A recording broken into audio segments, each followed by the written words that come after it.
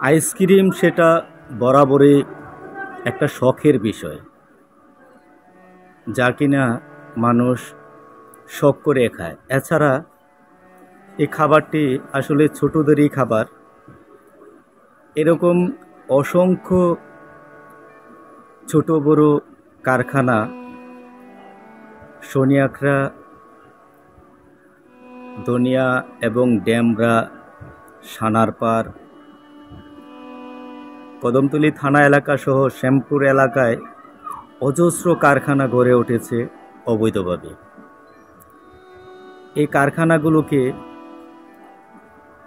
তদারকি করার জন্যে সিটি কর্পোরেশনেরও যেমন কোনো নজরদারি নেই, তেমনি স্থানীয় প্রশাসনেরও কোনো নজরদারি নেই।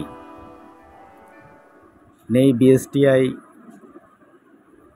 নেই সিটি কর্পোরেশনের ট্রেড লাইসেন্স।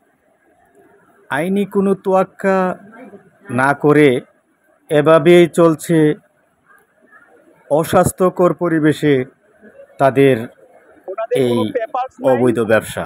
এবং কি ওনাদের যে নামটা নিউ স্পেশাল মধু, সেই নামে অলরেডি ডিএসটিআইতে ট্রেডমার্কে একটা নাম নিবন্ধন করা হয়ে গেছে।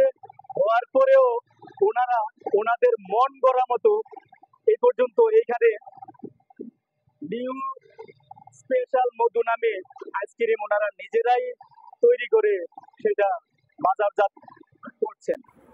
এই অবৈধভাবে ব্যবসা প্রতিষ্ঠানগুলো দিনের পর দিন চলার কারণে রাজস্ব হারাচ্ছে সরকার। এই বিষয়গুলো কর্তৃপক্ষ নজরে আনার সবিনয় অনুরোধ রইল। পাতরা।